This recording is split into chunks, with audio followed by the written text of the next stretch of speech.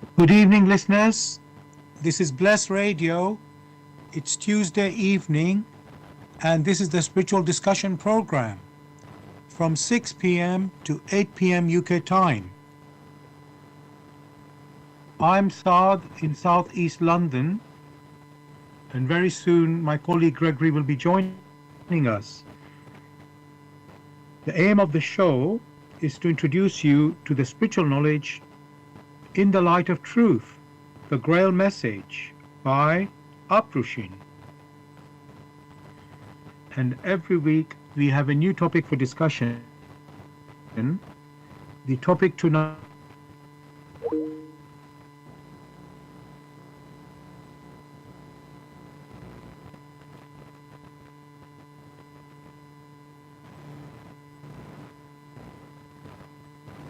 is the weather where you are. One is fine and it's cold. Okay, good. Here in London, it is also cold and it's dark now. The sun has gone down, of course.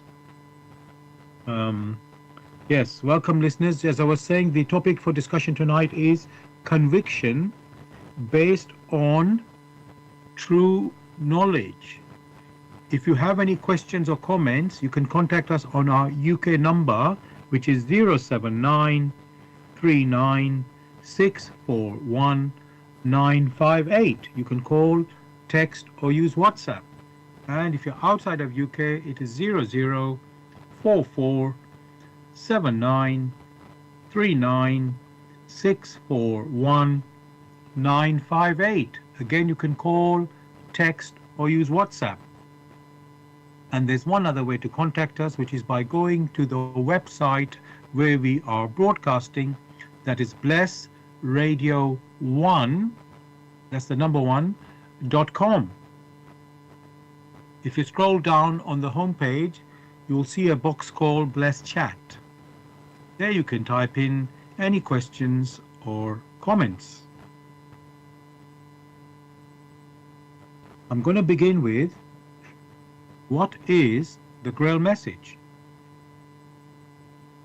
The Grail message, in the light of truth, by Uprushin, is a spiritual knowledge of life. It offers an explanation of the world, a picture of creation on the basis of natural laws. Its lectures contain valuable basic elements as a help in life. For through the knowledge mediated, the readers again brought closer to life and led back to God. The Grail message deals with important fundamental questions of life by explaining in a clear and logical way the automatic working of the laws of nature,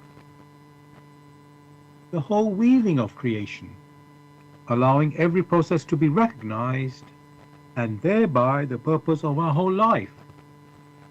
It is directed at the individual and speaks to the innate experiences of the human being, their strengths and weaknesses. Thus, every reader has the opportunity to discover through the intuitive perception if what is stated is the truth. Combining with matter-of-fact reasoning, a complete world picture arises, where there is no separation between the visible world and the great world beyond the five senses, nor any separation between scientific and religious striving for knowledge. I'd like to give you a couple of quotes from the author of the Grail message, Uprushin. The hearer and reader of my lectures should always work within himself, keenly probing and building bridges from one lecture to the other, as well as out into the great and small world happenings. Only then will he be able to understand the Grail message and find that it gradually shapes itself into one complete whole without leaving any gaps. Again and again in all the happenings, the reader will come back to the basic features. He can explain everything without having to change even one single sentence. The word of the Grail message lives, so that it permits only those people who really carry the honest desire in their souls to find abundantly. All else is automatically rejected by it. For the arrogant and those who seek superficially, the message will remain the book with 7 seals. And I'd like to give you one more quote from the author. I wish to fill the gaps which have so far always remained unanswered in the souls of men, and which never leave any serious thinker in peace, if he earnestly seeks for the truth. So, dear listeners, just to remind you, the topic that we are discussing tonight is conviction based on true knowledge. Conviction based on true knowledge. If you have any questions or comments, you can contact us on our UK number, which is 079 39 641 958. You can call, text, or use WhatsApp. And if you're outside of UK, it is 0044 79 39 641 958. Again, you can call, text, or use WhatsApp. And there's one other way to contact us, which is by going to the website where we are broadcasting, that is blessradio1, that's the number 1.com. If you scroll down on the home page, you'll see a box called Bless Chat.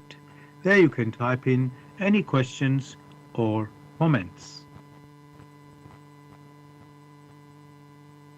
Gregory and dear listeners, as usual, I'd like to begin the show by looking at the meaning of the words in the topic. So the topic tonight is conviction based on true knowledge. So the first word there is conviction. And in the dictionary, I found 2 meanings there. The first one, it says a formal declaration by the verdict of a jury or the decision of a judge in a court of law that someone is guilty of a criminal offense. Gregory, is that sort of relevant for our topic tonight? Or has No, it is not. It doesn't. Okay, fine. Let's move on to the next one then. That one says a firmly held belief or opinion. Yes, a firmly held belief or opinion. How's that one? Again, that is a very weak pointer, but it is not that useful in the discussion. Oh, it is not useful. Okay, not good, not much useful. Okay, all right. Now I'm a little bit wondering what I should ask. Gregory, could you give a better meaning that we can use for the discussion, because we could be otherwise having difficulties? Well, the meaning that one may ascribe to this is in accordance with the laws of creation as expounded in the Walk in the Light of Truth in the forward. From that, we have now come to know that conviction only comes through inflexible weighing and examining. So one can see that it is that which has accrued through personal effort in all that the individual has encountered, in weighing it in accordance with the creative laws, in examining it in accordance with creative laws. Only then, once it is based on that, the product that one has arisen from that, the experience which has arisen from that, only that can one refer to as conviction else it is not conviction. Okay, thanks for that. What I'm realizing, that concept is different from, as is obviously the dictionary meaning, and maybe what people understand. Um, and maybe people will have to, how can I say, come to this understanding of the meaning of conviction, and they might have a different meaning right now. Um, so some people think may be believing. In fact, I will leave it for the questions a bit before I do that. Let me leave that for when we come to the questions. Let's say when I say questions, I mean more specific questions, because at the moment we are looking at the meaning of the words in the topic. Okay, so that was conviction. Now let's look at the next word. It says based, and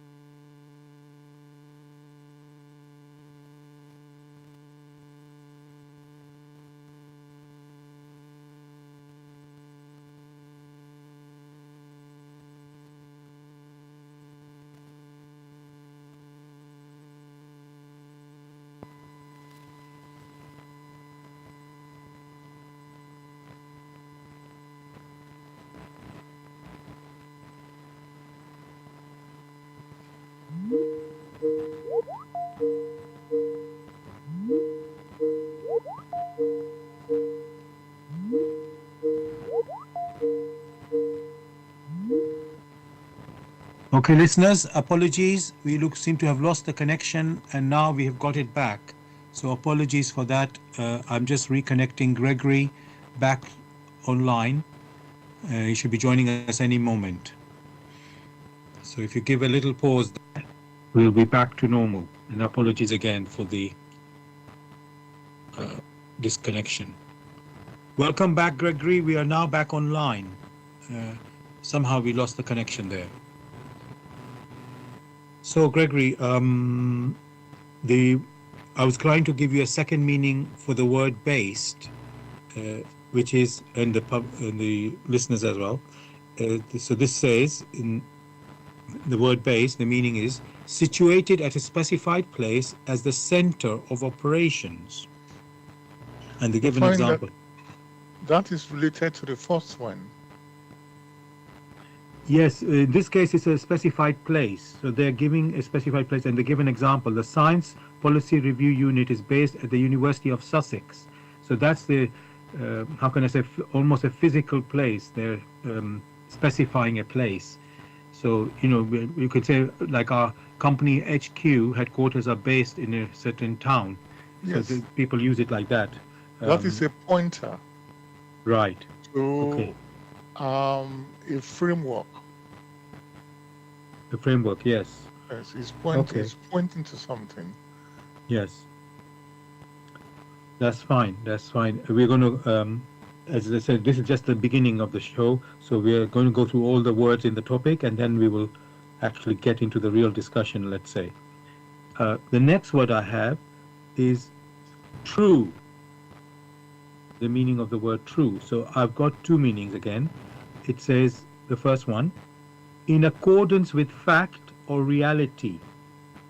And they give an example, a true story. So, Gregory, how's that? In accordance with fact or reality? Somehow I've got Gregory on hold. Let me see what happened there.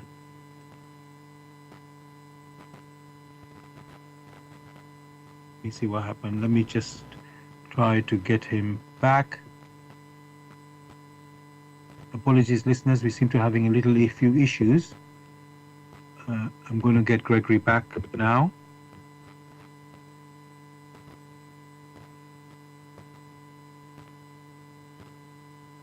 So Hopefully he'll be back any second. Gregory, you're back? Yes, I'm back. Okay, great. So I don't know if you heard me. Let me repeat this. I was looking at the word true now, and I have two meanings for that word true. The first one, it says, in accordance with fact or reality, and they give an example of that as well, a true story. How's that one?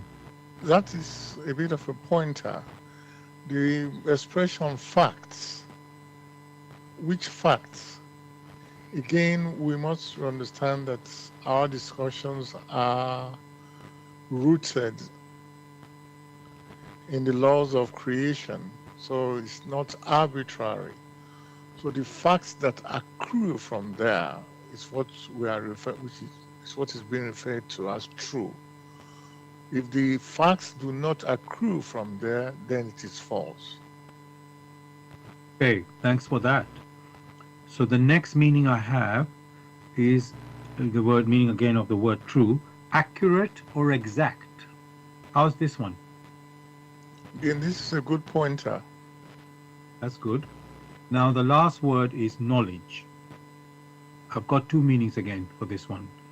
First meaning for the word knowledge, facts, information, and skills acquired through experience or education.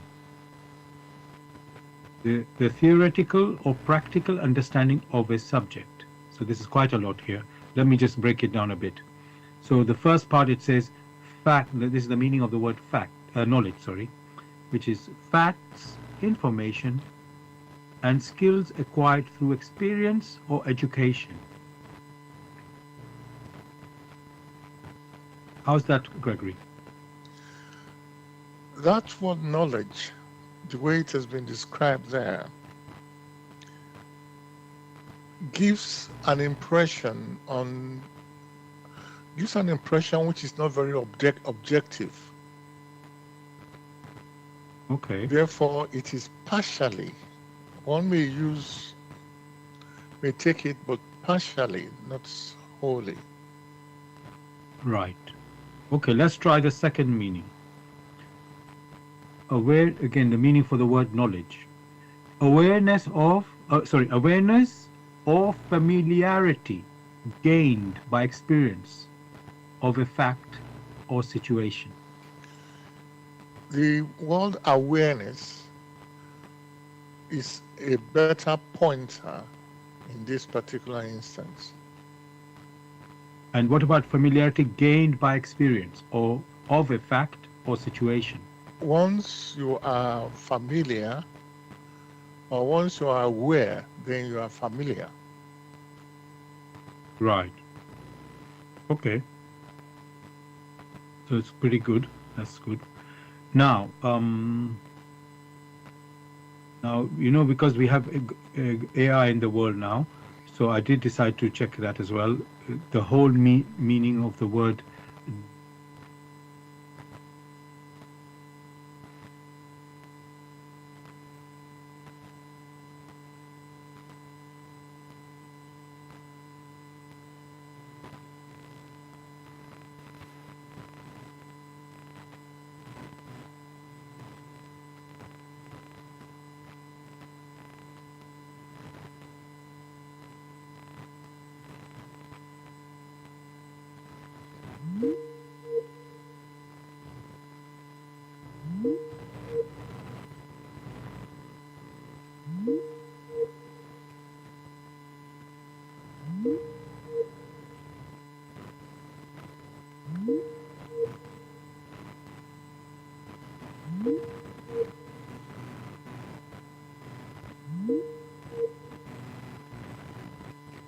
in a spiritual context, conviction based on true knowledge is a firm, unshakable belief or inner knowing that stems from a personal, direct experience of the divine rather than solely from emotion, societal pressure, or intellectual assent alone. This knowledge is often described as spiritual insight, revelation, or enlightenment. How's this? How good are these words there, Gregory? Well, there are many words associated, and one must be careful in the sense that what is now put forward comes from so-called AI. And AI can only discuss that within the data that is available to it.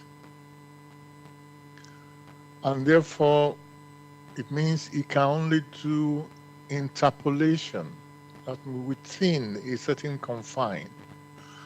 Outside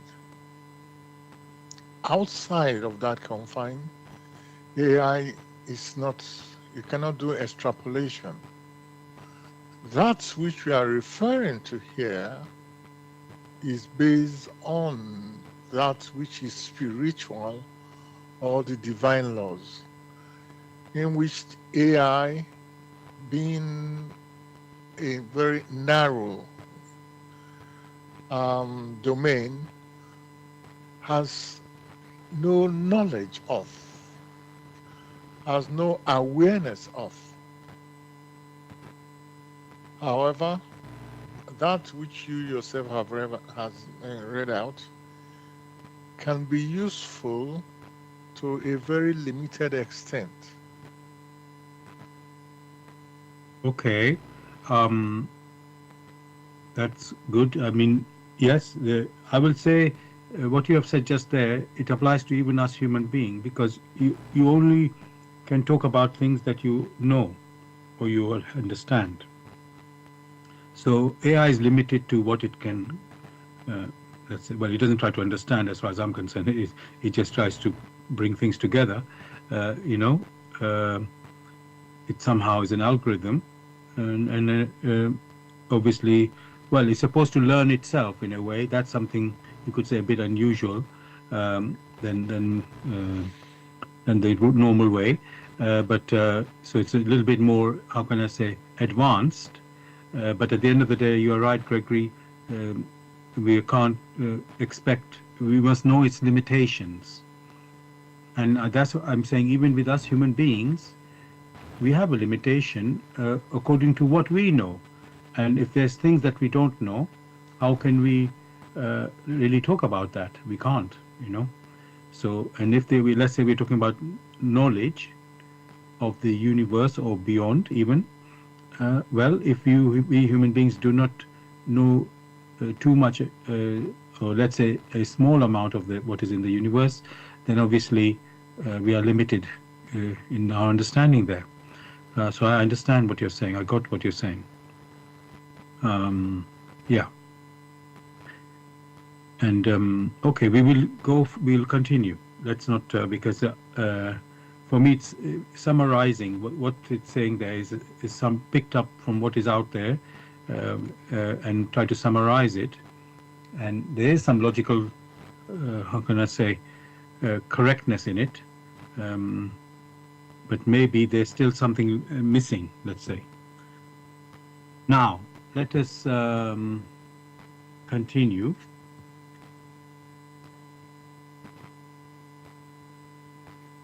Now, listeners, you must be familiar by now, if you're listening to this show for a while, that the topic that we have chosen tonight, which is conviction based on true knowledge, there's something which we read at the end of each show, which is the foreword of the Grail message.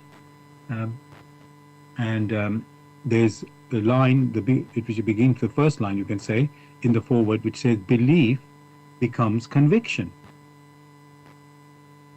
And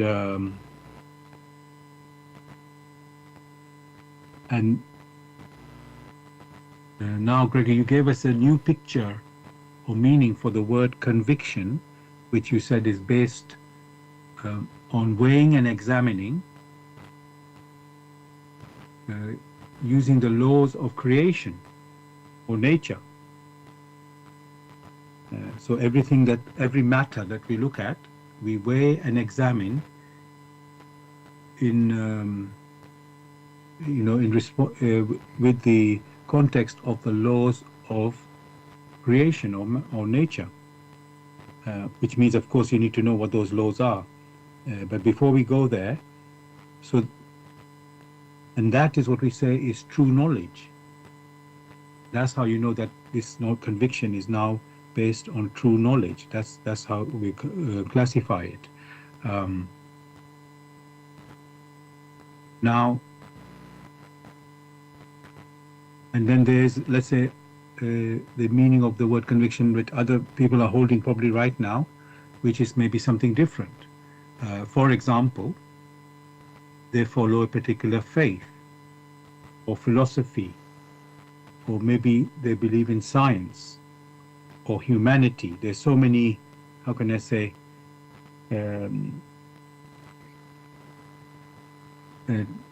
concepts there in the world that people may choose to accept and follow.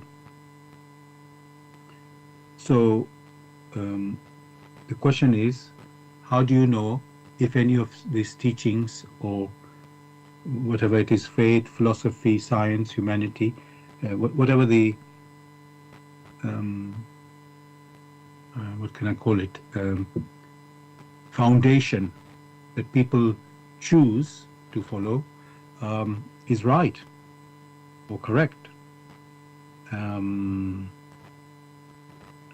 Gregory, you have said the conviction we are just talking about in the show is based on laws of creation.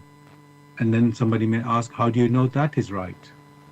So Gregory, how can we, as I said, this conviction based from different foundations, how can one be confident or sure if any of them are right at all? That is quite simple, but at the same time, it demands effort from the individual that is seeking to find an answer. For one thing which any individual who is truly seeking must admit to itself is that motion is ubiquitous. Motion is a law in creation. Here we are in our discussions. These discussions, which are a form of vibrations, are in motion. When you talk of the elements or talk of radiations, they are in motion. So whatever the individual might consider, it is in motion. It is also right, and it's not a philosophy or religion, that the individual has thoughts. Thoughts are not a philosophy. Thoughts are not a religion. For when referring to the human personality, that individual has thoughts, and these thoughts are in motion. That in itself is self-evident, and there will be no need to ask any individual to prove it. The same thing happens when one is referring to one's intuition. These are in motion. So now realizing that all that one may classify or categorize as existence, these are all in motion. So from the basis of motion, one may now move forward, and has been discussed in the past, any type of motion can be reduced to two basic types. That motion in which the end flows back to the beginning, and that's in which the end does not flow back to the beginning.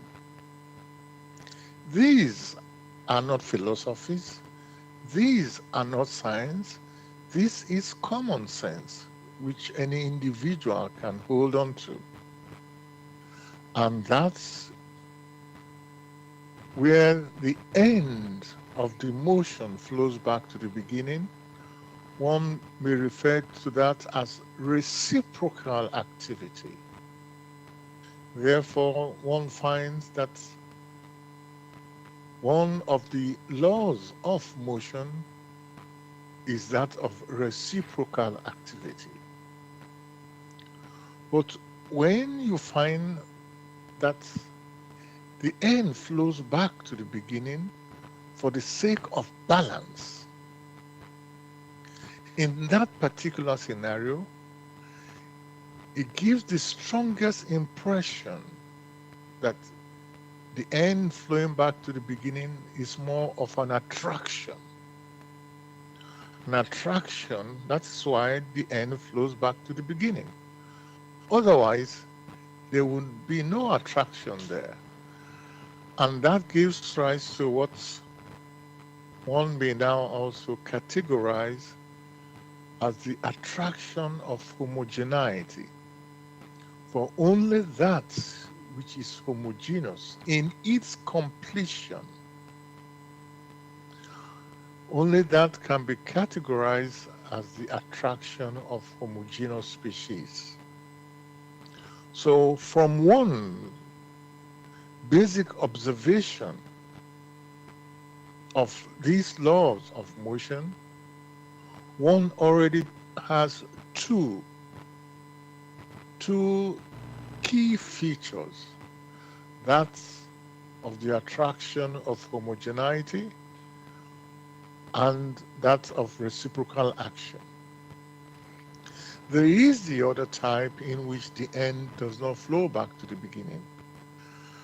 In that particular case, one will find that is where one is denser than the other, where you find that one energy density is greater than the other, that which is denser sinks, and that which is not that dense rises. So one can already perceive, one can already see the pointer of heaviness, of gravitation. For that is what gravitation is. So from these so-called laws of motion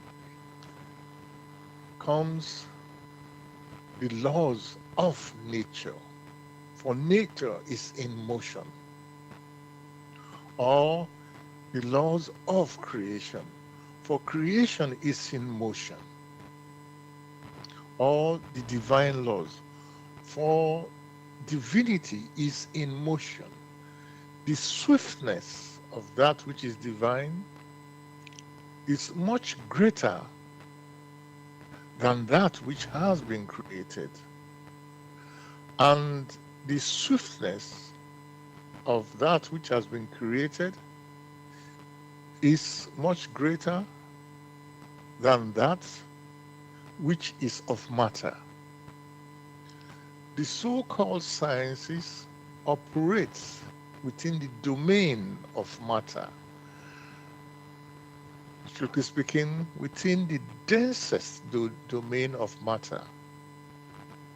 And in so-called science, there are observations which are then put together to form a modeling and then put forward. Remarkably, it is these observations which have been put together in the so-called sciences, which many a dictionary puts together and compiles and says, okay, from here you can have the meanings. But what is clear to any individual who wishes to examine is that all that exists under the framework of motion, whether it is called vibration or it's called rotation. All these are categorized as motion. And this cannot be negated. For very simply, when you negate motion, ask yourself, what then exists? Nothing. Because to be able to perceive something, that which is being perceived must be in motion. Therefore, it is repeated. Motion is a law in creation. And if all investigations, whether it be investigations in deeds, which deeds are perceptible to the five senses, or investigations in one's thoughts, which thoughts are not perceptible to the five senses, but at the same time, we all know, we all agree that the individual has thoughts, or one is referring to one's intuition, which intuition we cannot hold with our gross material hands or touch or senses. All these exist and they are all in motion. And because the vibrations are consistent with motion, they are also consistent with the laws of motion. And that being the case, all that the individual now needs to investigate is how the activities in nature, how do they fit within the laws of nature or within the laws of creation. Then and only then can that investigation, maybe in deeds or in thoughts or through one's intuition, then and only then will it be right. Else, there will be too many errors in there. Thanks a lot, Gregory, for this detailed explanation and picture of the natural laws in terms of how they operate, what they are, and how they operate, this law of motion. It really shows that once we understand these laws of motion or creation, lots of things can be explained in a very simple way. The process of what is happening in life, it fits in this laws of motion or law of creation that we are, or laws of nature, another way we call what we call them. And it's very, very simple and basic, it looks like, but it's really the foundation. That's what we are pointing to here. And incredibly, that also allows you to explain every process. Of course, there's more to know or to get a deeper understanding of this, but this is the foundation. So thank you for that. Now I want to let the listeners know that you're listening to Bless Radio, and you're listening to the program called Spiritual Discussion Program, which we broadcast on Tuesday evenings, 6 p.m. to 8 p.m. UK time. The aim of the show is to introduce you to the spiritual knowledge in the light of truth, the Grail message by Abrushin. If you wish to know more about the Grail message or want to get a copy of the Grail message for yourself, you can go to this website, which is www.grail.org. dot Grail message.com. I'll spell that. www dot Grail, that's Grail, message, MESSAGE .com. And the topic that we're discussing tonight is conviction based on true knowledge. Conviction based on true knowledge. If you have any questions or comments, you can contact us on our UK number, which is 079 39 641 958. You can call, text, or use WhatsApp. And if you're outside of UK, it is 0044 79 39 641 958. Again, you can call, text, or use WhatsApp. And there's one other way to contact us, which is by going to the website where we are broadcasting. That is blessradio1, that's the number 1.com. If you scroll down on the home page, you'll see a box called Bless Chat. There you can type in any questions or comments. Now, Gregory and listeners, we've been, how can I say, establishing there's a foundation. We said the conviction is based on true knowledge, and or let's say reality. If you want to understand reality, yes, people can have different foundations, as when we started the show, but to really know if it's true, you can say it has to be based on the laws of creation, which Gregory has presented to us and explained as well how they work. So this is a foundation that we are talking about now.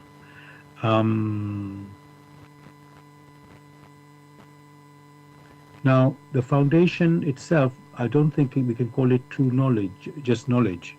It's a foundation. It's like a source where things come from.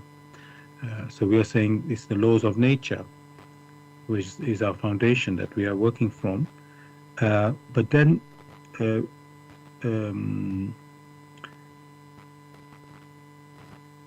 and Gregory, a question arises within me is, when we talk about true knowledge, is it sufficient to just know about the laws of creation or laws of nature or law of motion, as we have called it, or is there more? Because it doesn't seem sufficient from my thinking. Just knowing the natural laws or law of motion, it doesn't, let's say, answer, let's say, what is a human being? You know, why am I here? It doesn't answer that question. It can explain how, let's say, this is a process that, okay, this led to this one, and you know, one motion led to that motion, and then that motion turned into this one. But how it doesn't answer when we say talk about true knowledge. You know, like I say, what is a human being, and where did we come from, for example? So where can we get the true knowledge? That's the question then. The question you put forward is very pertinent, because the laws of motion, the laws of creation which have been put forward are based on the operations of the objects or the individuals or the particles in nature, in creation. However, that which we now refer to as knowledge, one has not gone into the nature of these objects or the nature of these particles, one thing becomes very clear, that when motion is mentioned, it must be referring to the constituents in a particular domain in which we may refer to as nature, or that domain in which spirituality is discussed, or that domain in which divinity is alluded to. Therefore, that which one may now discuss could be what is nature itself, because we talked about the laws of nature. What is the creative laws or the laws of creation? What is creation itself? We also talked about divinity. What is divinity itself? These are the questions that should move the individual, such that the individual first understands that there are the laws of motion in which all operations, all activities in creation, in nature, can be understood. And on the other hand, there are the constituents. It is those constituents that you are now referring to. And therefore, that constituent which you just mentioned, the individual or nature, one will have to go closely into it in order to give a more inclusive picture, a holistic picture. In that law of motion in which was mentioned, in which the end does not flow back to the beginning, the question will then be, what is it that does not flow back to the beginning? And that in which the end flows back to the beginning, what is it that flows back to the beginning? Therefore, when one now goes back and see that there are objects, there are the constituents of nature, of creation, that is what one has to consider. To begin with, it is best, or it is advisable, to consider that which the individual is aware of. First, the individual is aware of itself. Secondly, the individual is aware of the environment and its constituents using the 5 senses that has been granted to it. That the individual cannot deny. And in considering that the individual is aware of itself and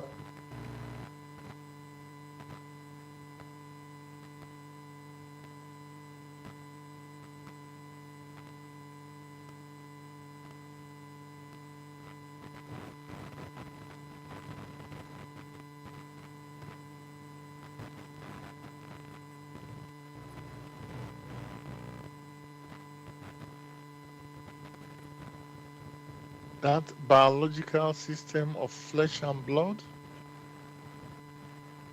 that should be one question that should strike the individual. Again, in the discussion, there was the mention of one's thoughts, but these thoughts are not perceptible to the 5 senses. The question will then arise, what is the medium that is available where these thoughts operate. What generates these thoughts? And there was also the talk of one's intuition. What is the medium of one's intuition? What generates the intuition? One is mentioning all this so one can see the connection between one thing and the other.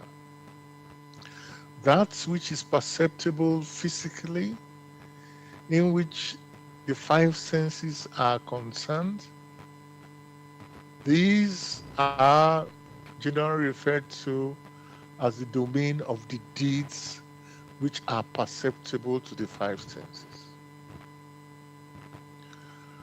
If one goes back to that in which one's intuition is concerned, that which generates the intuition, which now becomes an intuitive perception, that in itself is of the spirit. Many will now ask, what is spirit? Again and again, for many, in their expressions, they are used to energy. Energy is spirit. Energy is spirit, but there are two types of energy, or two types of spirit. That spirit which is capable of awareness, that spirit which is capable of consciousness, and that spirit which is not capable of consciousness. That spirit which is not capable of consciousness forms the so-called inanimate objects. The stone, the elements, the plants, these are not capable of consciousness. That which is capable of consciousness, one may further break it down. The first category is that which is capable of consciousness. One may refer to those as that of the animistic. If one goes deeper, there is that which is capable of self-consciousness. That which is capable of self-consciousness, which is of spirit, that is the origin of the human personality, and being the origin of human personality, and because it is capable of self-consciousness, it has to start from that unconsciousness to gradually, through experiences, if these experiences are in accordance with the laws of nature or the laws of creation, along the line in its motion, it becomes conscious of itself and also conscious of its environment. Subsequently, in its further development, it may become self-conscious. Self-conscious in the sense that those features which have been sewn into it now emerge. These are the features that it now needs to use consciously, such as to be able to swing aright in the cooperation with others in nature, in creation, to be of benefit to it. So one can already have that picture of the consequence of creation, in which that which is capable of self-conscious is higher than that which is just capable of consciousness. More of all this, the individual who is seeking can find and examine and weigh within the walk in the light of truth, the Grail message. The individual must weigh and examine inflexibly using these laws of creation. And in proceeding along such a route,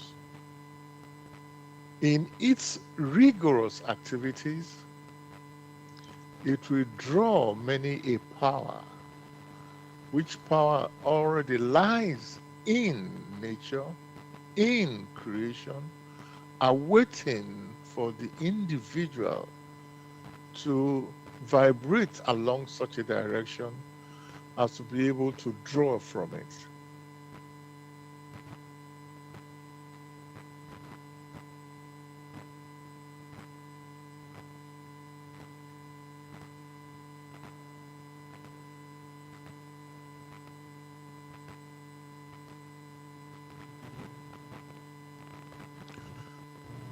It's not there.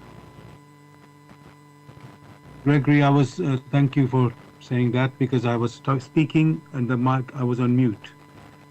Oh, thank you, Gregory, for this long and detailed explanation and picture you have painted for us of, let's say, the human being's ability, which one of them is the five senses, the physical five senses, plus this intuition, the voice of the spirit, which we are to use for weighing and examining everything. And in this seeking, like you say, we are to discover about this world and ourselves. It is a journey of learning and growing and discovering.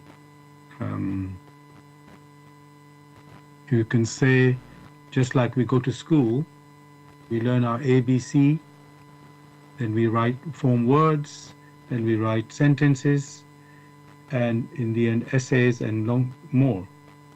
So it's a step-by-step process. That's at school. It is something earthly, but there's also a spiritual learning going on.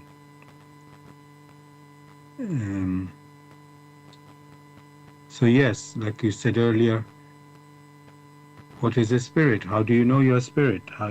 All these questions you can ask. What is creation? How does it work? Well, let's say we know nothing can come from something cannot come from nothing, or at least we should have an idea about that. Can you create something from nothing? It doesn't make any sense. So there's a process when how something came.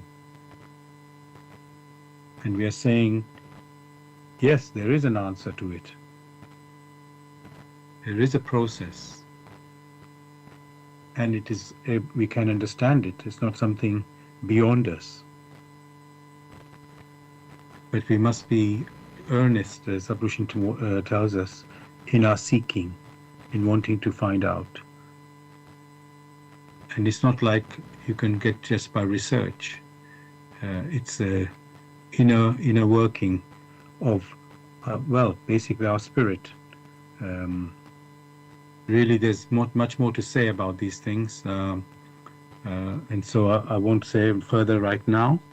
I just want to share with you, you're listening to Bless Radio, and this is the Spiritual Discussion Program from 6 p.m. to 8 p.m. UK time. The aim of the show is to introduce you to the spiritual knowledge in the light of truth, the Grail message by Uprushin. And if you wish to know more about the Grail message or want to get a copy of the Grail message for yourself, you can go to this website, which is www.grailmessage.com. I'll spell that. www.grail, Grail, message, MESSAGE.com.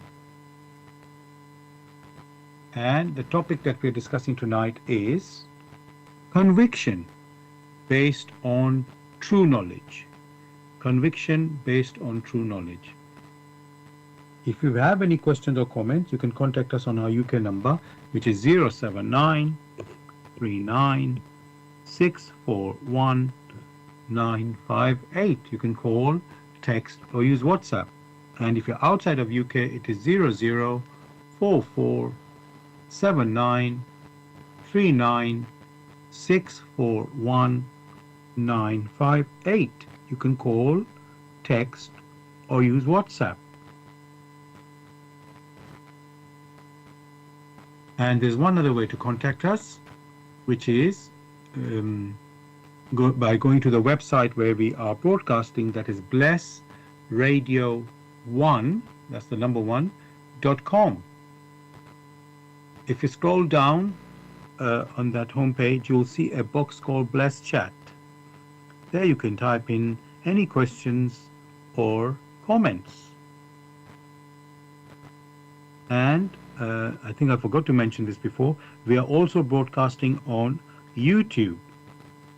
Go to youtube.com and type in the search box Bless Radio 1, that's the number 1, space Grail message, space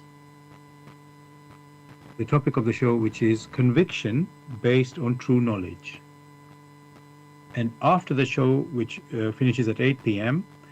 UK time, you can listen to a recording of this show, again on YouTube, and you type in the same words in the search box, which are Bless Radio 1, that's the number 1,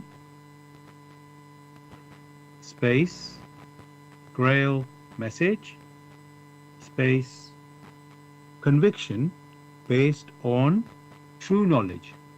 And of course, you can listen to the recording of our other previous shows also on YouTube. Thirdly, we are broadcasting on Zeno, that's ZENO.FM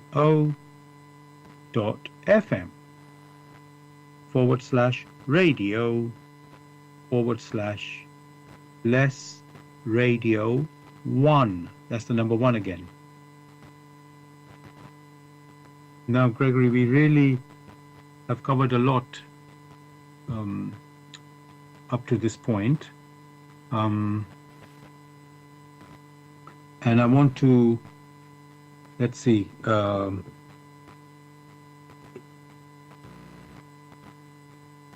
look at it something a little bit different, because we're saying conviction based on true knowledge.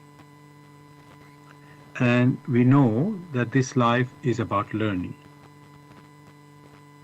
And we are coming to Christmas, and let's say at this time the children are, let's say, taught about Father Christmas, which we know is, let's say, made up.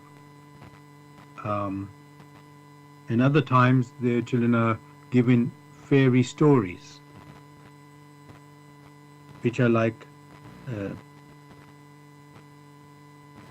ideals which we want to pass on to the children. They are not really reality.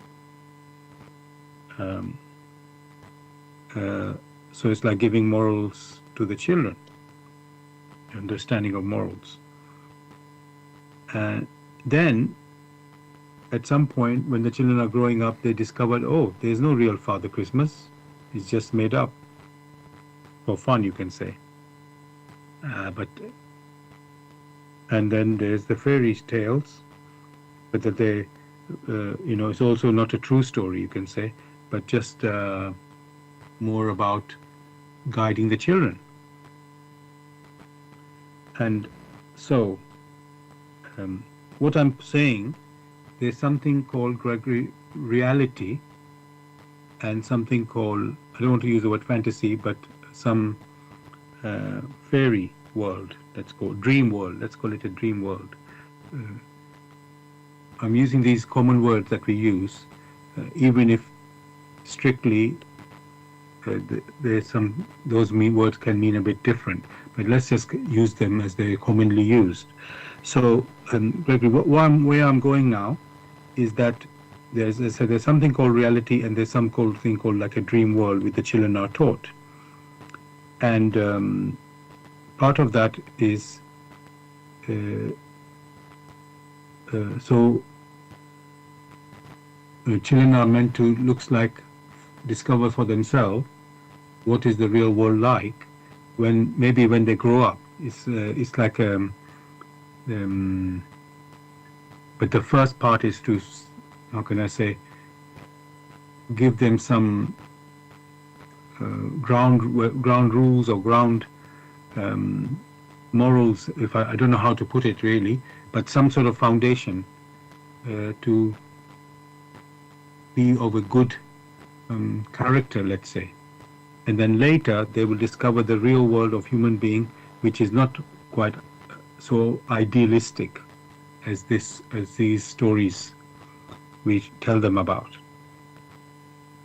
So, I mean, if somebody looks at it objectively, they can say, oh, the parents or those who are telling these fairy stories are actually lying to their children. But of course, that's not at all the real intention. So, Gregory, is that a way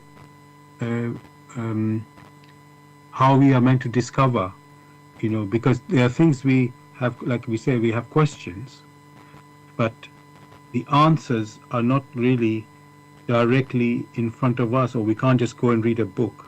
I mean, you can, but it's not like, that's not, just reading the book doesn't give you the answer. So, Gregory, how is that how we are meant to learn? It's like, being told things and then checking it ourselves? You use the expression to learn. Learning many a time, that's only is useful in the collection of information which is out there. However, when it comes to the analysis or the synthesis of the pieces of information which the individual has collected, then these things must be considered in three different scenarios.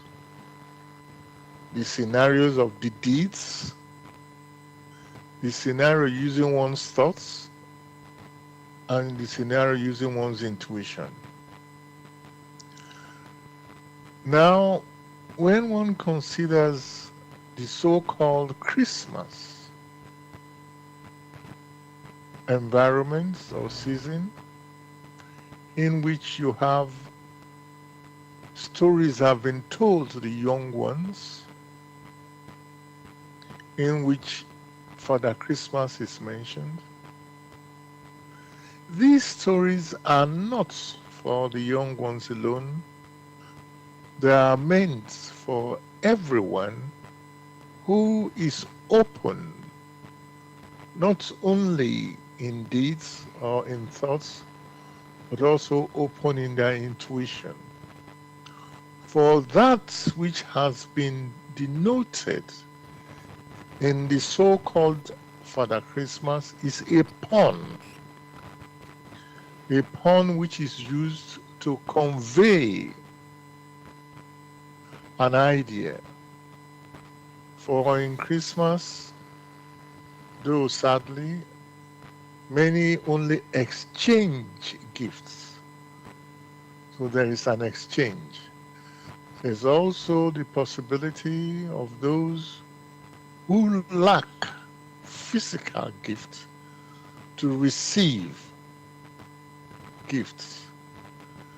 Those who lack all these so-called essentials which are necessary for the body, those people are referred to as poor. That means they live in poverty. Poverty only means the lack of that which is essential for the individual. And therefore you find in the period of Christmas, one shares with others. But the law in creation is also pertinent here, that he or she who receives of the blessings, be they material blessings or non-material blessings, that individual is to make use of it and pass it on to others who in their activities will also make use of it in one way or the other and pass it on to others. That is the only way things can make progress from one to the other. Some of this is done in the form of music, in which that artist, who is called a musician, is able to sense, using its intuition or its thoughts, to sense the stream of power or the stream of blessing flowing in creation, which has always been flowing, and is able to attract it and use it as a basis for composition, which then brings much happiness and joyfulness to the individual, and at the same time is able to pass it on to others. That is what creation is about. That is what Christmas is also about, in which the individual, be it young or not young, is able to receive one thing or the other and to share with others. So that pond which has been put in place, in which you have gifts being exchanged, these gifts which one sees externally indeed stand in the place of a pond in which you have gifts also exchanged in thoughts, and gifts also exchanged in one's intuition. For these things are there. Whoever has received and is unwilling or unable to share, such an individual makes it difficult for itself to receive further. For whoever receives needs to make use of it and pass it on. That is the law that brings in balance, such that subsequently he or she is able to receive anew that which is beneficial to it. So when you consider what has been put in place, then it's understandable. But very sadly, these things are only considered in a very narrow sense. It's not considered beyond one's thoughts or one's intuition, and is done one-sidedly. That is the fault of the individual who has not made enough effort to understand aright that which it has received. Thanks very much, Gregory, for um, giving us a more rounded picture. Um, you know, like I gave the example of the Father Christmas and Christmas time, obviously, and fairy stories, which parents tell their children. Um, and it's like more considered in a way fun story. Uh, like even how the Christmas is celebrated. It's like a party, eating, festivities, meeting relatives, family, um, rather than the deeper, real meaning, what is behind Christmas. And so, let's say, looking in a too much earthly way, rather than the bigger picture there, what is behind it.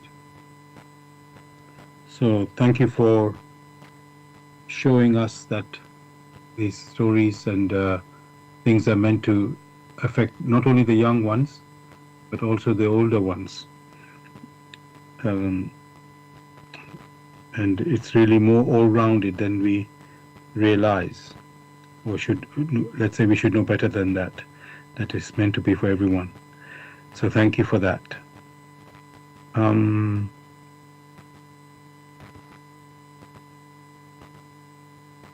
Now,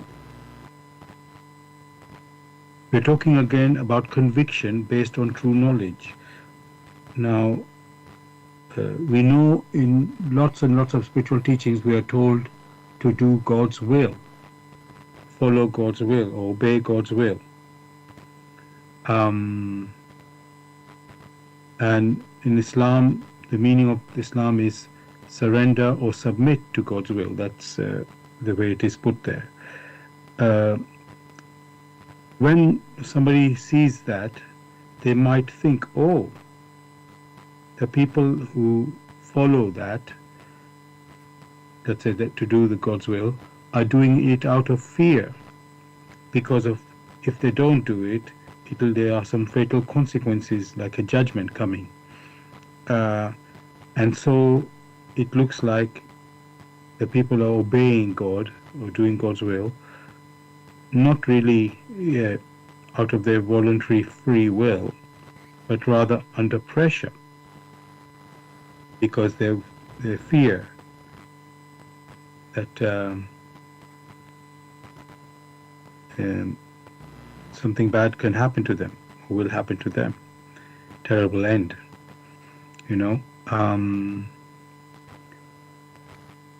As I say, this is just one way of somebody looking at it. And I don't know if that is really 100%, even anybody does that in reality. But what we know, Gregory, people can act like sheep. So if somebody brings that concept there, this is God's will, or this is what God wants, this is what you're supposed to do, like there are rules and regulations defined in religions, do this or don't do that, don't eat this, or you can, this is allowed, that is not allowed. So, or this is good or that is bad, for example, because God told us that. So the way people are acting, Gregory, you're wondering, they have a belief that this is true, so they follow it. But my question is, so let's call it a conviction, even if it's not 100% true to call it conviction, but let's say that is what they believe, and that is in quotes, that is what, their conviction, that's what they're following.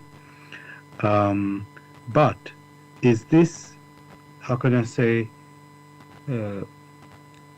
really, like I say, out of fear, because of the consequences that might happen if you go wrong or you do something wrong, or is it really voluntary that people say, yes, this teaching is the right teaching, and that is what God asks from us, and we freely accept that and will do it? Thanks for this question. But it is necessary to have clarity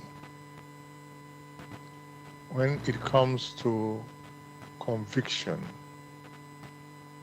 From the discussion, one becomes clear that conviction only comes through inflexible weighing and examining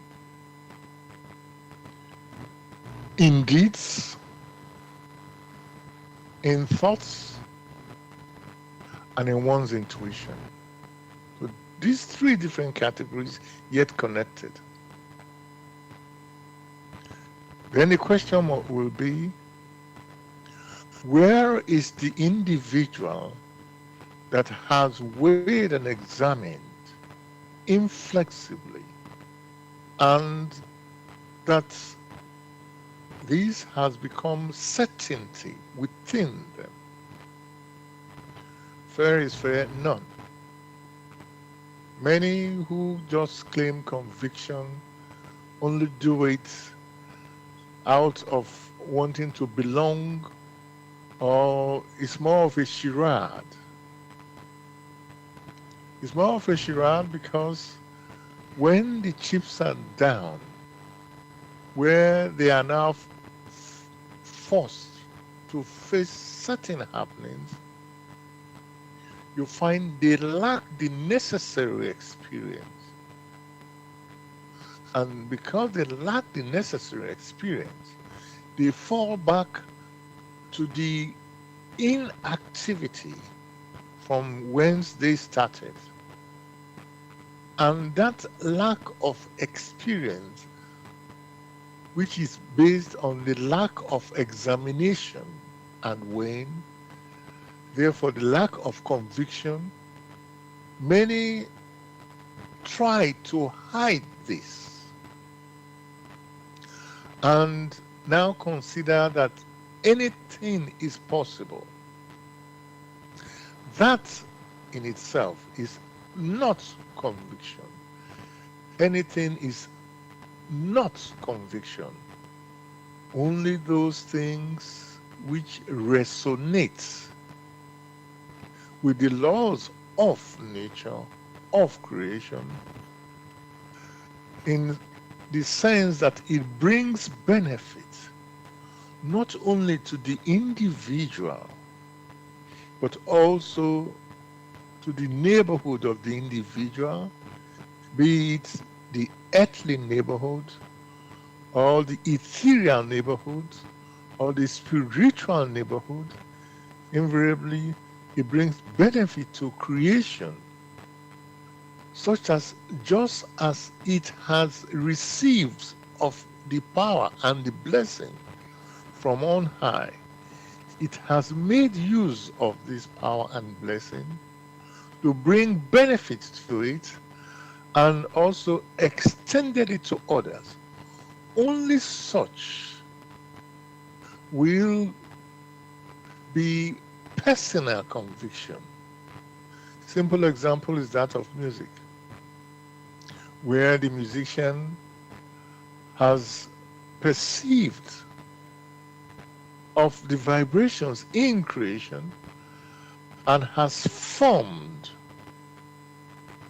structures which move the spirit, which move the individual, and brings happiness and joyfulness.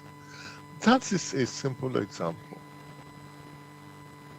Many who now hold on to religion, if one were to examine them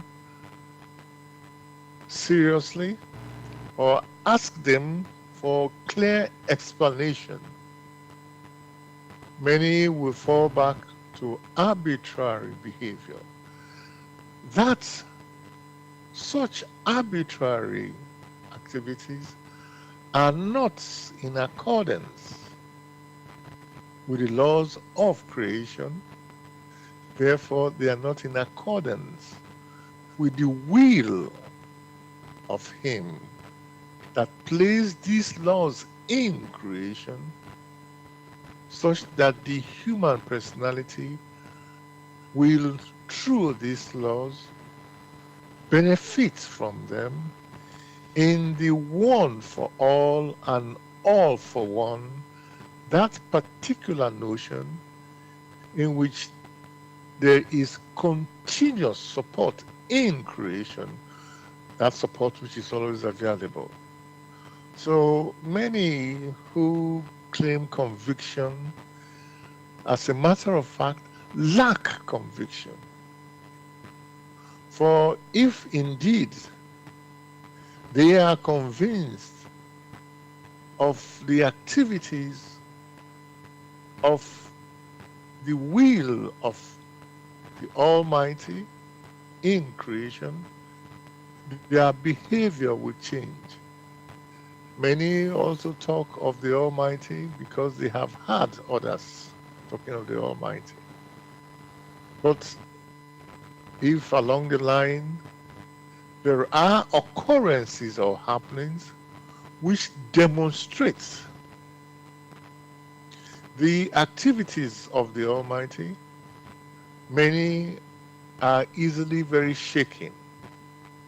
So talk is cheap because it is quite easy to say, I am convinced. But there must be evidence.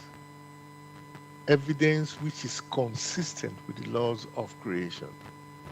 So let him or her who is convinced about the laws of nature, the laws of creation, let him or her show that in his or her deeds, in his or her thoughts, and above all, in their intuitions.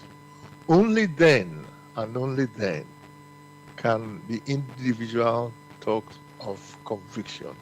Else, they lack conviction. Thanks a lot, Gregory, for this answer. There is a big demand from us human beings, to, as Abushin put it at the beginning of the Grail message, belief becomes conviction. So most of us, let's say, are in this level of belief, which is not conviction. It's even the some of it, we follow religion or faith, we call it blind faith. You accept it blindly. Well, blind tells you the answer. You can't be convinced if you're following it blindly. And we use these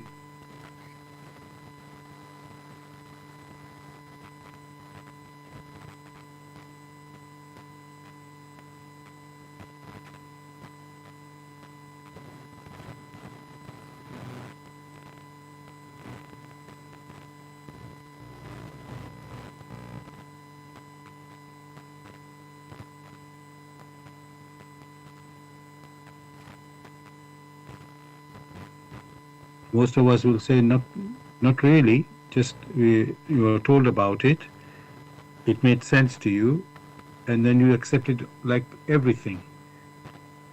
Maybe 70% it makes sense to you, but 30% you not sure. Even so, you accept the 30%.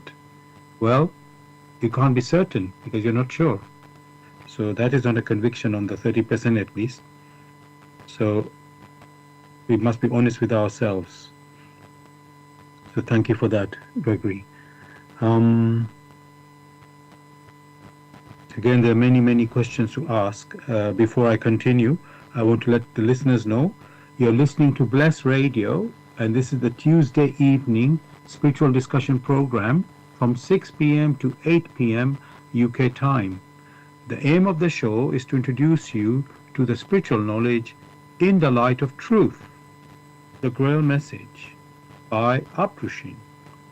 If you wish to know more about the Grail message or want to get a copy of the Grail message for yourself, you can go to this website, which is www.grailmessage.com. I'll spell that, www.grail, Grail, message, MESSAGE.com.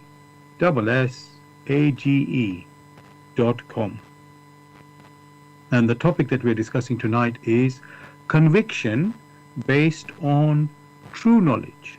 Conviction based on true knowledge. If you want to join in the discussion with any questions or comments, you can contact us on our UK number, which is 079 39 641 958. You can call, text, or use WhatsApp.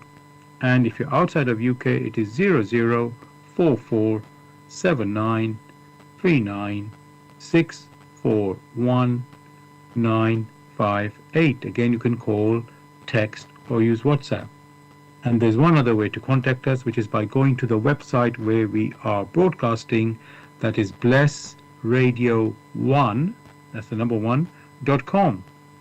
If you scroll down on the home page, you'll see a box called Bless Chat. There you can type in any questions or comments. And we are also broadcasting on YouTube. Go to youtube.com and type in the search box Bless Radio 1, that's the number 1 again, space, Grail, message, space, the topic of the show, which is conviction based on true knowledge. And after the show ends 8 p.m. tonight, you can listen to a recording of this show again on YouTube. Go to youtube.com and type in the same words in the search box, which are Bless Radio 1, that's the number 1, space, Grail, message, space, the topic of the show, which is conviction based on true knowledge. And of course, you can listen to our previous shows also on YouTube. Thirdly, we're broadcasting on Zeno, that's ZENO.FM/radio/Bless Radio 1. Again, that's the number 1 there. Now, Gregory, you're talking about conviction based on true knowledge. And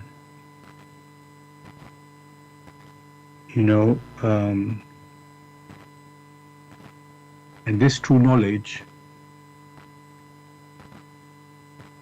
is what you could say we have to find out if what we have is true knowledge or not. So,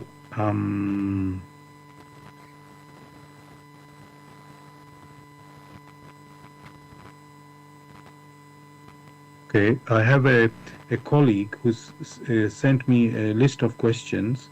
I'm just trying to pick maybe a couple of those to ask. Now,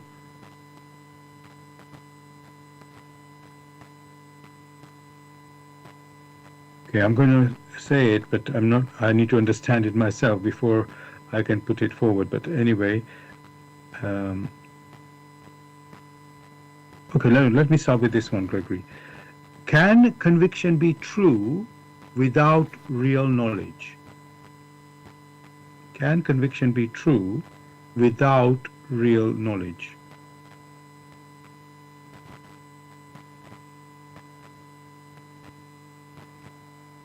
Yeah, you said, can conviction be true without real knowledge? That's right. Well, you refer to the real knowledge.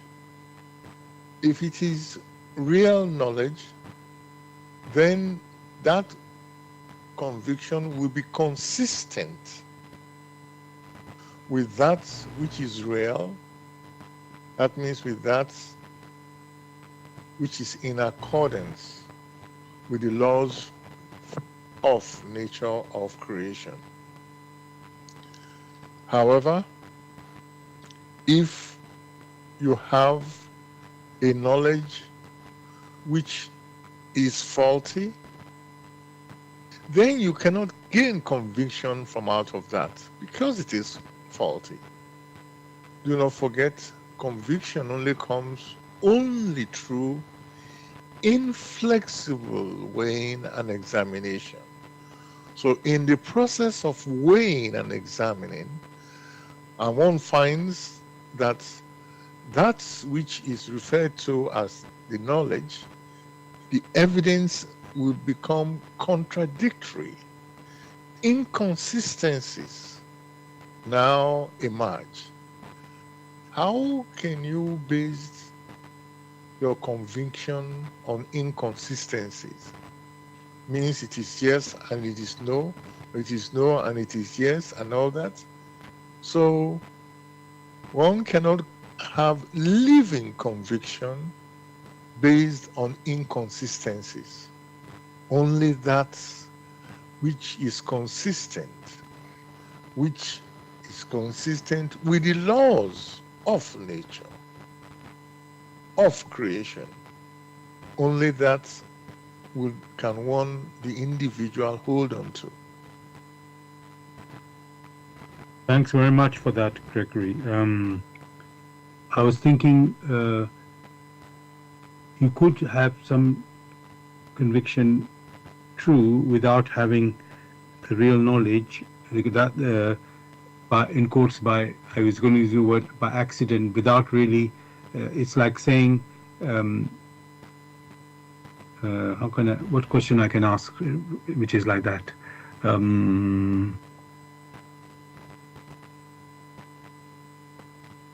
This is not really. It's like, let's say you have adopted a teaching, or whatever philosophy, it doesn't matter what it is, and then you just accept it without too much weighing and examining, as you've been pointing to. And let's say it is a correct in this one matter. Let's say if we had a question, which I'm not able to really come up with that question.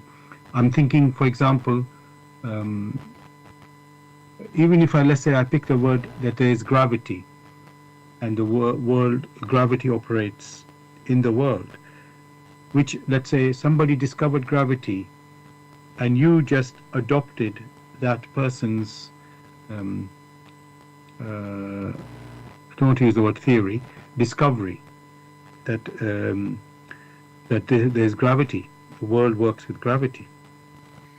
Now, you didn't have to have a conviction about it, but because gravity, let's say, is true, it really is there, and you have just adopted, let's say, somebody's opinion or philosophy, I don't know how to say it, but somebody's discovery, you have adopted it, that you accept it, whether you have, without checking so deeply, maybe in a very shallow way, you say, well, if I, how can I say, throw a coin up, it comes to the ground, it falls to the ground, and then that is my proof of my gravity. But more than that, you haven't thought too much about it. But the person who discovered the gravity, before declaring that, or before coming to that, their conclusion about gravity, they had done, let's say, themselves a lot of weighing and examining. So in that way, Gregory, I could say, without real knowledge, true knowledge, you can be right, but it's not something you have really worked for. To like you said, you have to make effort, and the person hasn't made effort. They just adopted somebody else's discovery. That's the way I can put it. So you're basically living on somebody else's discovery. So if I can just repeat that question there, in that context, can that conviction be true there without the real knowledge? Then conviction is personal. Therefore, when you adopt somebody's own statements, that doesn't mean you are convinced of them. You've just adopted it and follow. Only when through your activities you are able to examine, then it becomes personal. Else you yourself haven't subjected it to its full limitations. So to say somebody's conviction, you've taken it in the case of gravity, a child who falls from a stool to the ground has experienced it. He doesn't have to listen to someone talk of gravity. Even when you look at animals, when they go to a cliff and they find this, if they were to jump, they will fall and maybe die. They won't take that step. Many animals won't. However, a butterfly or a bird may fly and not just fall down, but it knows it has to make effort.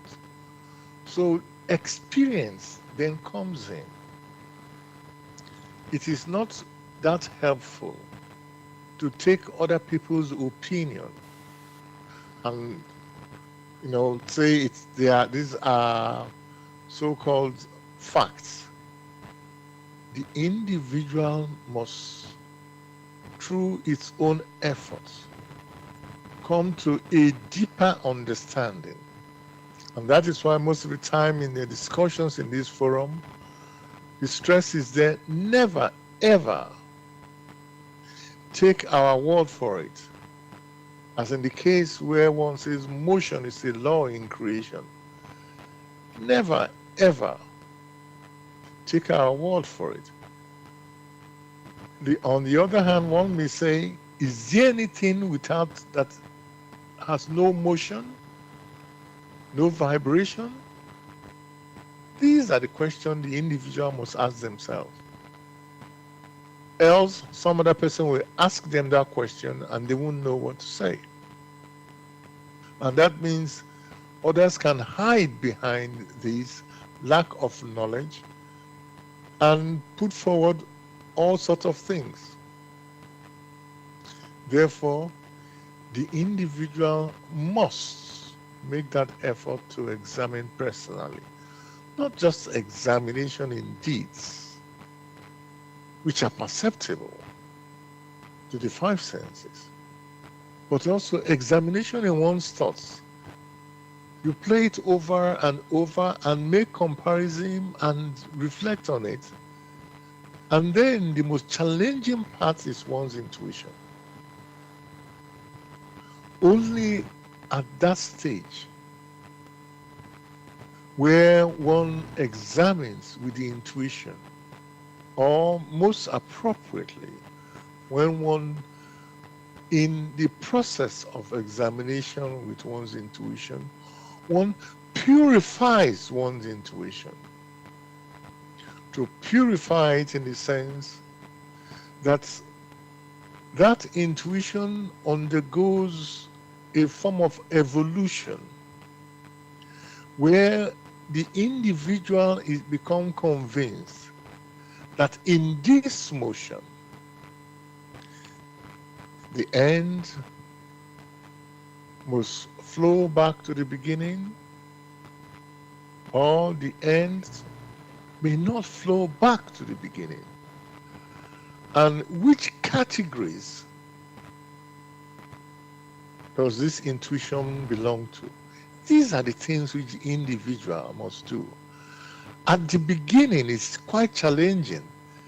A child who's going to be running 100 meters tomorrow first must learn how to sit, subsequently stand, subsequently take the first few steps, and in doing that will even fall. He stands up again. And before too long, the child starts walking before they start running. These are the natural things to do. These are experiences which one may now replace with, say, to weigh and to examine. For if the individual doesn't do that, he runs the risks of taking false premises as facts. A very simple example one may give is that you have a glass of water, transparent glass of water, and you put a meter rule which is straight. You observe it from the outside, and you find that rule is bent. You observe it from the inside. You put your hand, you find it is not bent. But you have made that conclusion that seeing is believing. You now find that you have been granted 5 senses to use in one's examination. That which has been granted the individual, that individual must make use of. Only then will it become strengthened. Else, it remains indolent. And we take other people's explanation, which they may call gravity or lack of gravity, density or lack of density, and keep finding excuses for not doing anything. So it is better to weigh and to examine. Subsequently, to now have conviction which can be refined again and again in its evolution until all becomes clear to it. Thanks a lot, Gregory, for this clarification and how can I say, how we are meant to approach in realizing what is true and not true.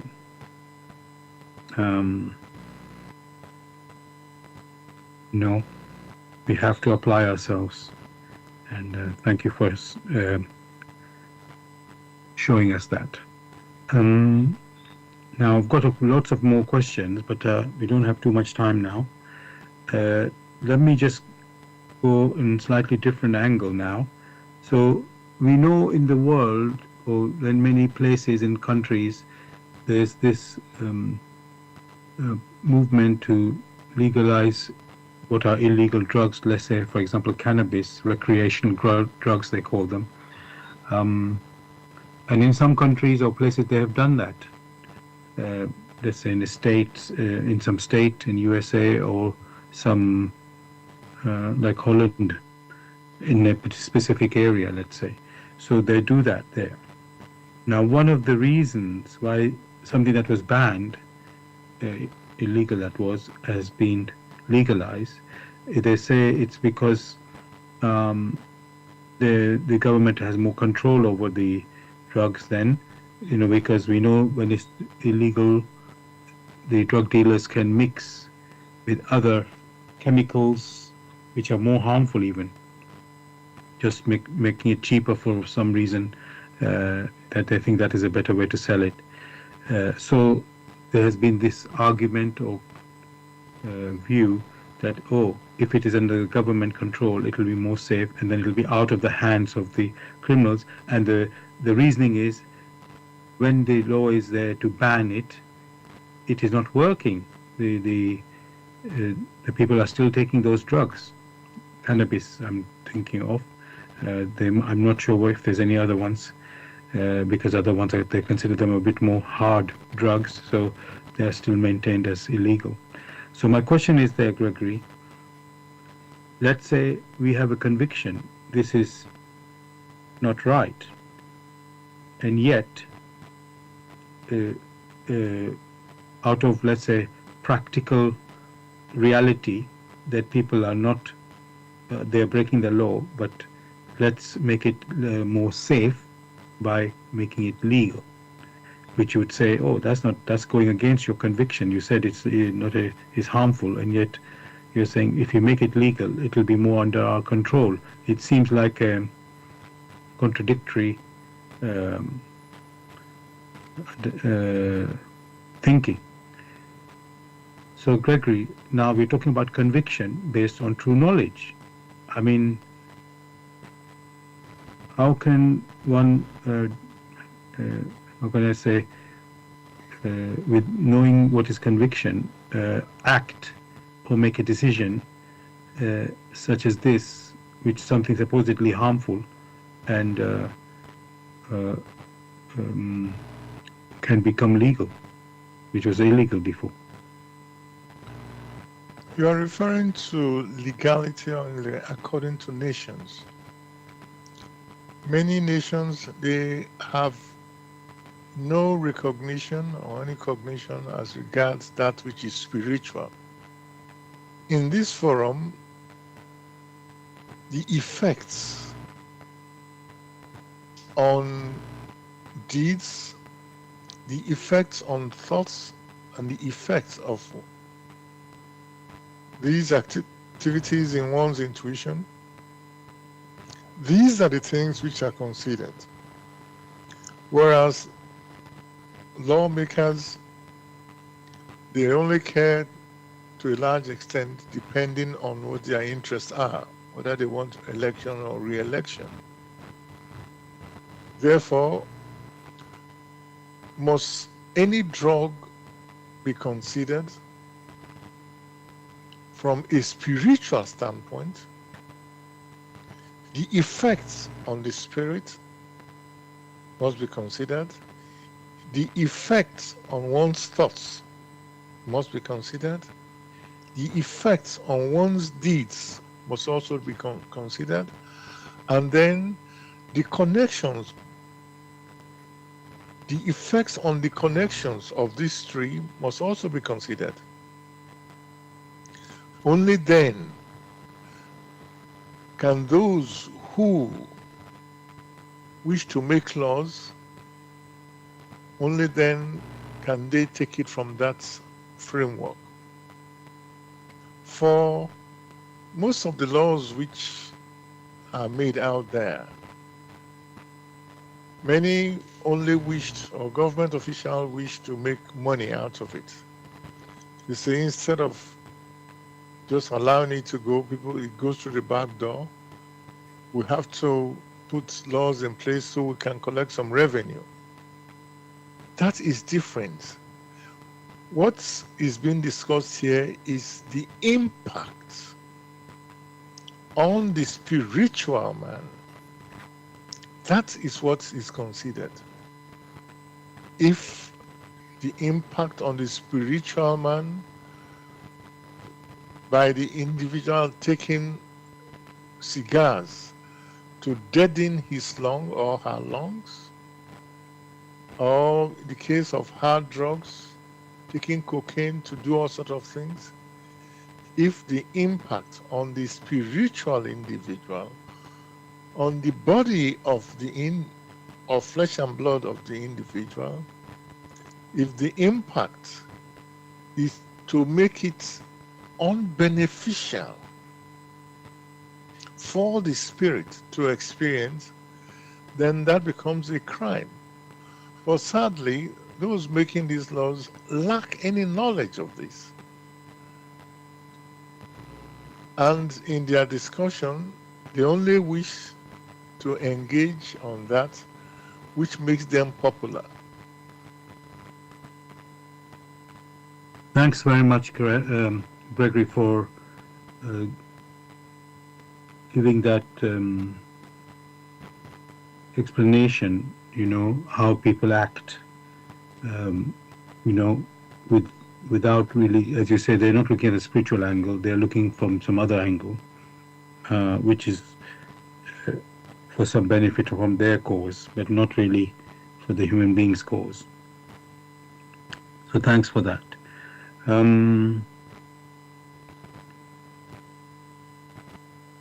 Let me see, should I ask another question?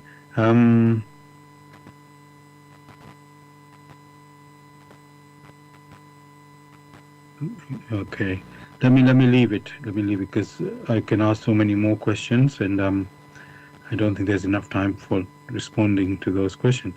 So, dear listeners, I hope you've enjoyed the discussion tonight on the topic of conviction based on true knowledge.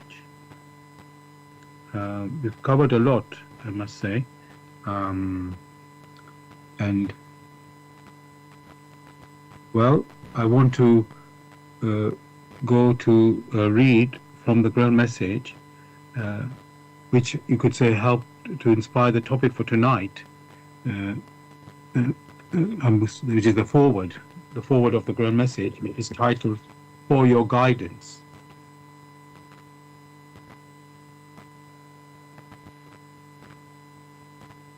The bandage falls, and belief becomes conviction. Liberation and redemption lie only in conviction.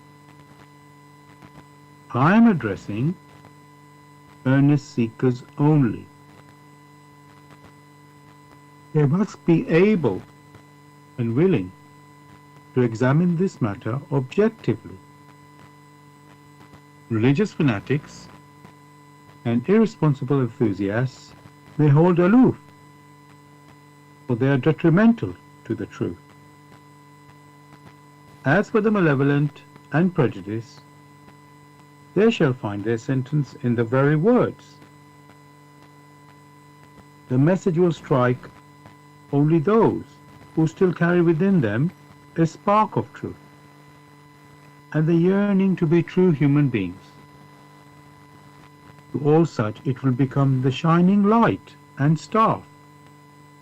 It will lead them unswervingly out of all the chaos of the present-day confusion. The following word does not bring a new religion, but is intended as the torch to help all serious listeners or readers find the right path, which leads them to the longed-for height. Only he who bestirs himself can advance spiritually. The fool who uses extraneous aids for this, in the form of ready-made opinions of others, only walks his path as if on crutches, while ignoring his own healthy limbs. But the moment he boldly uses all the abilities which lie dormant within him, awaiting his call to help in his ascent, he is employing the talent entrusted to him in accordance with his Creator's will, and will easily overcome all obstacles that seek to divert him. Therefore awake. Genuine faith lies only in conviction, and conviction comes solely through an inflexible weighing and examining. See that you're truly alive in the wonderful creation of your God. Approaching. Dear listeners, if you wish to get a copy of the Grail message or want more information on the Grail message, then you can go to this website, which is www.grailmessage.com. I'll spell that, www.grail, that's Grail, message, MESSAGE.com.